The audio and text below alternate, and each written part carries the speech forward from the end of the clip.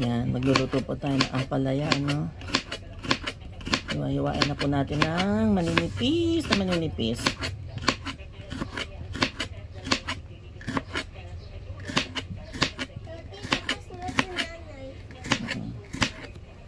Ang ganda ng knife ko, kulay pink.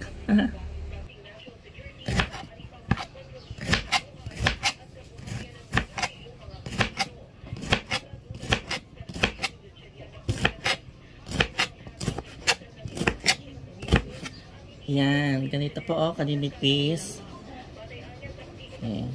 Okay na po to, no? So, ito po ang ingredients natin, no? Bawang sibuyas, kamatis, yung ampalaya, tapos meron tayong giniling dito, tsaka chichero na lagyan natin, ano? Itong ampalaya, ibababad natin sa tubig na may asin, no? Siguro mga isang oras pwede na, okay? Ano, binabad natin sa tubig na may asin, tapos lalamas-lamasin nyo. Kaya natin ginagawa ito para mawala yung pait ng ampalaya. Para pati yung ating mga anak nyo, mga pamangkin, mga bata makakain ng ampalaya. Kailangan nilang kumain ng vegetables sila, okay? Mainit na po yung ating kawali. Mag-gisa na tayo ng bawang. Nakasya na apoy ko, hinaan ko muna. Hindi.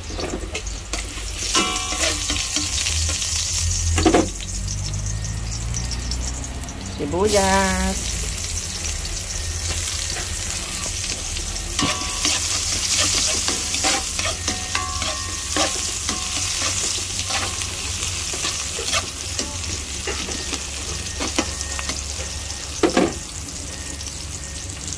And kamatis.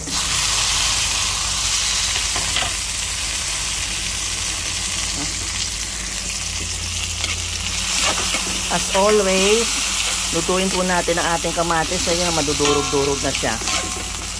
Kailangan po kasi ganun para lumabas yung sarap ng kamatis. Yes, hintayin lang po natin. Yan.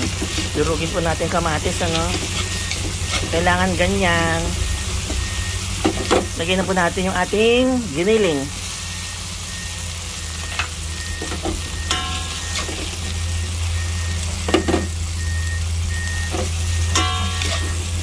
Gisa-gisa natin hanggang sa may brownness at maluto na.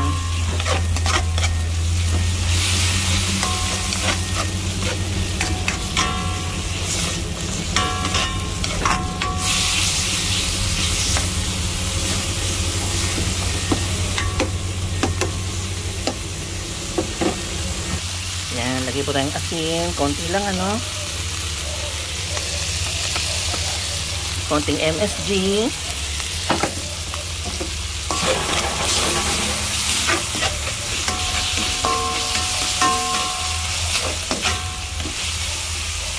Then, lagay na po natin yung ating ampalaya.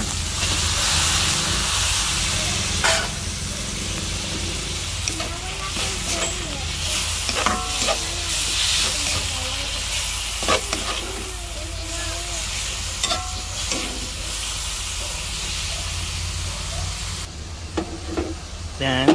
Tapos pa maglalagay tayo ng mainit na tubig. Pinakulan or mainit na tubig. Konti lang, ano.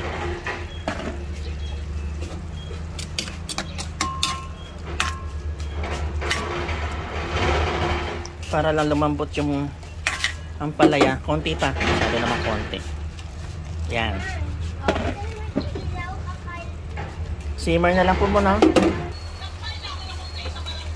Maglagay tayo ng chicharon, ano. Dagdag lasa. Pampalasa to.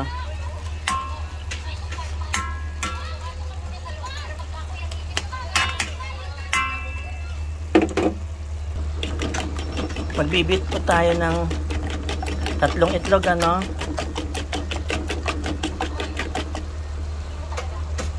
Okay, lagay na po natin siya. Dahan-dahan. Ayan. Huwag muna po natin hahaluin, ano. Pabayaan muna natin maluto ng konti yung itlog.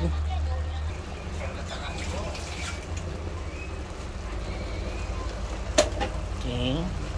Pwede na siguro. Yan, pwede na.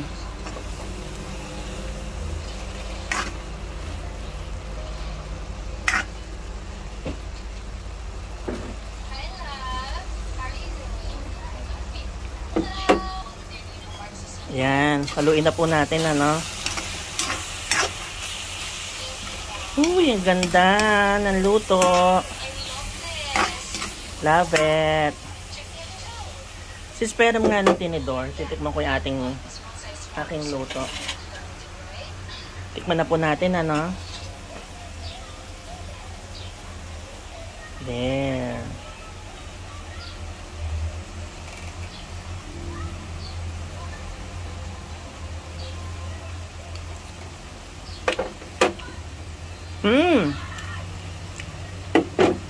Ayos na ayos. Malinamnam, tsaka hindi po mapapait yung ampalaya. Okay? Kain na po tayo.